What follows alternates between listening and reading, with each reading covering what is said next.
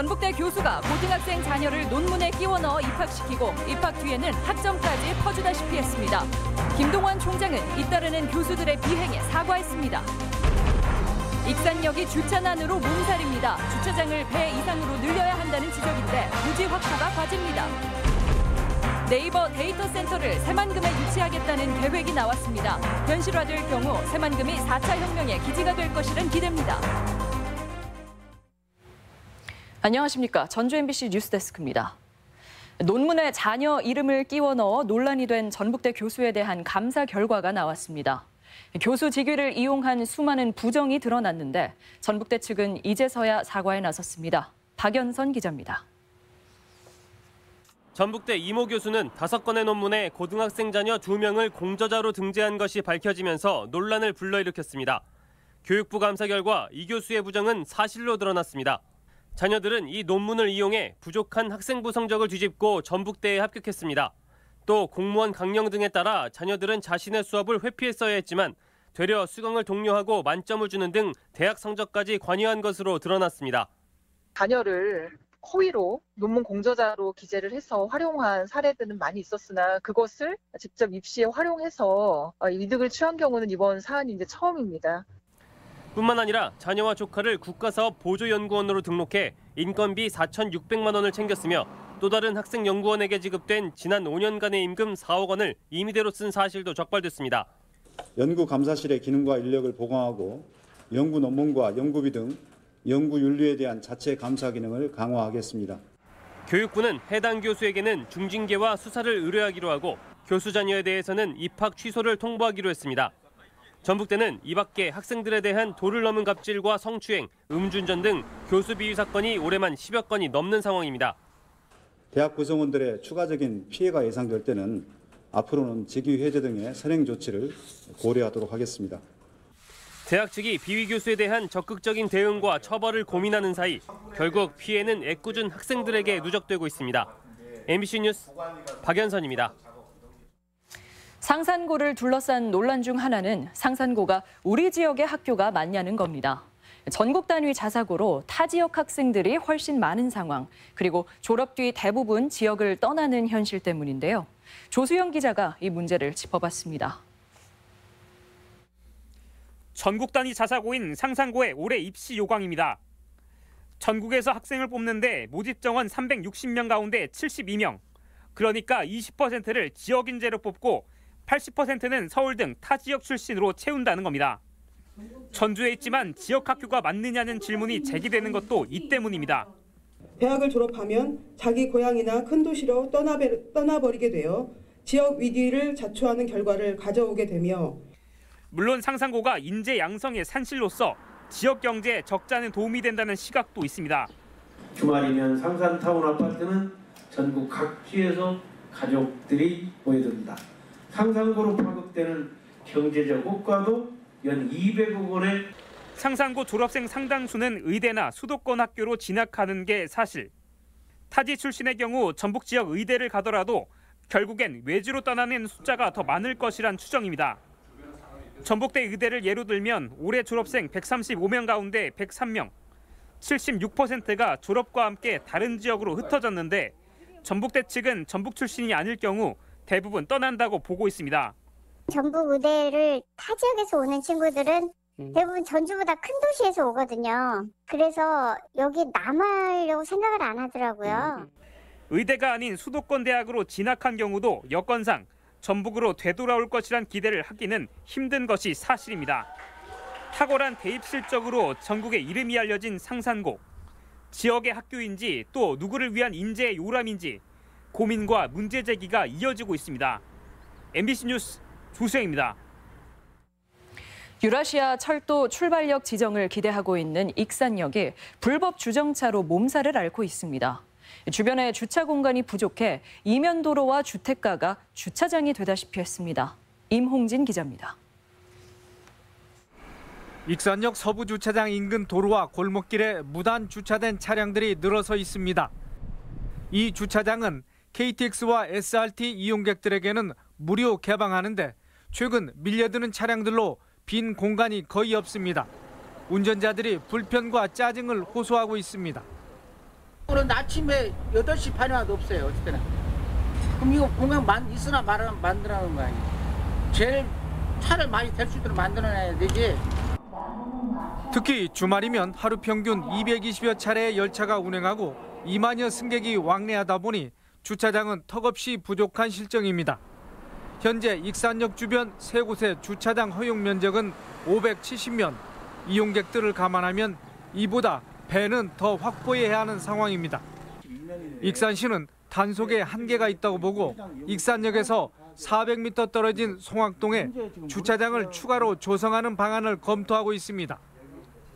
내년도에 지금 완공 목표로 주차장을 조성할 예정에 있습니다. 시민들에게 주차 공간을 좀 최대한 제공할 수 있도록. 하지만 익산역 주차난이 어제 오늘의 문제가 아닌 만큼 근본적인 해결책이 나와야 한다는 주장이 설득력을 얻고 있습니다. 대전이나 수원처럼 철로 위에 주차장을 짓는 이른바 선상 주차장을 건립해야 보다 효과적인 대안이 될 것이라는 의견입니다. 선상을 복귀하여서 부족한 주차장 설치도 확보하고 그리고 선상 활용 방안을 우리 시에 조속히 강구했으면. 코레일 측도 부지 확보가 여의치 않은 만큼 선상 주차장 쪽에 무게를 두고 중앙부처와 협의에 나서고 있습니다.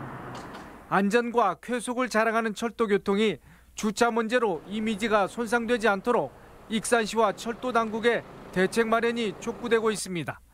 MBC 뉴스 임홍진입니다. 정읍에서 트럭 2대가 충돌해 노인 3명이 숨졌습니다. 인적이 드문 길에 흔히 보이는 전멸 신호를 지키지 않은 건데 결국 큰 사고로 이어졌습니다. 허현우 기자입니다. 정읍 질보면의 한 도로. 사다리차가 옆으로 쓰러져 있고 1톤 트럭 앞부분이 처참하게 부서져 있습니다. 72살 홍모 씨가 몰던 1톤 트럭이 교차로를 지나던 사다리차를 그대로 들이받은 겁니다. 이 사고로 1톤 트럭에 타고 있던 홍 씨 등 3명이 병원으로 옮겨졌지만 끝내 숨졌습니다. 이웃마을에 살던 이들은 60대에서 70대 노인들로 지병치료를 위해 알게 된 옆마을 주민 64살 김모 씨와 함께 시내병원에 가던 길이었습니다. 사고 당시 신호등은 전멸 신호로 바뀌어 있었는데 이를 무시하고 어느 누구도 속도를 줄이지 않은 겁니다. 도로교통법에 따르면 노란 전멸 신호에서는 주변을 살피며 서행하고 붉은 전멸 신호에서는 일단 차를 멈춰야 합니다. 하지만 비슷한 사고는 연이어 발생해 지난해 11월에는 남원에서 화물차와 승용차가 충돌해 2명이 숨졌고 지난 2월 전주에서도 차량 3대가 연달아 충돌해 3명이 다쳤습니다. 적색 정면등은 일시정지를 하라고 돼 있어요. 그래서 일시정지를 안 했기 때문에 적색 정면등이 과실이 좀 많이 잡히죠. 경찰은 사고 당시 차량 속도를 분석하고 블랙박스 등을 토대로 정확한 사고 원인을 조사할 계획입니다. MBC 뉴스 허연호입니다. 새만금 개발청이 네이버가 전국 공모에 나선 데이터 센터 유치에 뛰어들었습니다. 네이버엔 부지와 전력 확보가 용이하고 새만금의 자율주행 산업은 물론 첨단 수변 도시 모두 데이터 센터가 필요하기 때문에 서로 조건은 나쁘지 않아 보입니다. 강동엽 기자입니다. 운전대를 잡지 않아도 버스가 교통신호와 보행자를 감지하며 알아서 목적지까지 이동합니다. 전라북도가 산업화를 추진하는 자율주행 기술입니다. 새만금의 상징으로 조성될 수변도시는 사물인터넷과 인공지능이 적용된 첨단 도시를 표방하고 있습니다. 하지만 이 같은 청사진을 현실화시키기 위해서는 데이터 센터가 필수적입니다. 대형 컴퓨터 시스템과 통신 장비, 저장 장치 등을 갖추어 실시간으로 쏟아지는 막대한 양의 데이터를 처리할 수 있기 때문입니다. 전기차 산업, 그다음에 자율주행 기술 등 IT 산업과 융합이 필요한 미래 신산업에 도움이 될 것으로 판단하고 있습니다. 새만금 개발청이 데이터 센터 유치 전에 본격적으로 뛰어들었습니다. 국내 1위 포털업체인 네이버가 5,400억 원을 투입하는 제2데이터 센터를 유치하겠다는 겁니다. 규모만 13만 제곱미터가량으로 기존의 춘천에 들어선 센터보다 2배 이상 크고 1,000명의 일자리 창출 효과도 예상됩니다. 데이터 센터의 경우 입지에 큰 구애를 받지 않아 중국의 경우 새 국가 데이터 센터가 최근 변방이나 다름없는 구이저우성에 들어섰습니다. 새만금은 부지 확보가 용이하고 전력이 풍부해 적극적인 지원책이 뒤따를 경우 유치 가능성은 충분합니다. 저희한테 좀 어떤 인센티브를 줄 수 있는지 그거를 좀 이야기해달라 그렇게 말씀을 하셨는데 저희가 제안서 내는 그 안에 태워라. 새만금이 부산과 인천 등 전국 자치단체와의 경쟁을 뚫고 4차 산업을 이끌 미래 산업기지로의 기반을 갖추게 될지 관심입니다. MBC 뉴스 강동엽입니다. 표류하던 국회가 정상화하면서 돈의 현안 처리 여부가 관심입니다. 선거제도 개혁 법안 처리 갈등으로 2달 가까이 공전하던 국회가 정상화하면서 군산 일자리 지원 예산 931억 원이 포함된 추경 예산안 심의를 위한 예결위원회가 활동을 시작했습니다. 또 상임위원회에 계류된 전주 특례시 지정 법안과 탄소 소재 법안, 남원 국립공공의료대학원 설립 법안 등의 이번 회기 통과 여부도 주목됩니다. 한옥마을로 관심을 끌어온 전북 관광산업이 최근 급격히 위축하는 모습을 보이고 있습니다. 한국은행 전북본부에 따르면 전북은 부산이나 제주, 강원에 비해 20, 30대 방문객은 적고 60대 이상의 방문이 많은 가운데 체류형 가족여행보다 당일치기 비중이 높아 성장성이 낮은 것으로 나타났습니다. 특히 전북 여행에 대한 인터넷 검색량이 급감하고 관심도 역시 하락 추세여서 대책이 시급해 보입니다. 김제시와 전주문화방송이 김제 시티투어버스 활성화를 위한 업무 협약을 체결했습니다. 협약에 따라 김제시는 버스 운영을 위한 행정, 재정적 지원에 나서고 전주 MBC는 홍보와 상품 개발, 모객을 맡기로 했습니다. 문화해설사가 동행하는 김제 시티투어버스는 오는 9월부터 금산사와 벽골제 등 김제 대표 관광지를 도는 정규 코스와 계절별 테마 코스를 운영합니다. 오늘의 간추린 뉴스입니다. 김기용 JB금융회장은 취임 100일을 맞아 강소금융그룹으로의 도약을 내걸고 지주사 인원 30%를 자회사로 보내 내실 경영을 다짐하는 등 고객과 주주, 직원들을 위한 가치 창출에 주력하기로 했습니다. 전북지방중소벤처기업청은 도내 내수기업과 수출 희망기업을 대상으로 수출 지원 바우처 사업 대상을 추가 모집하기로 했습니다.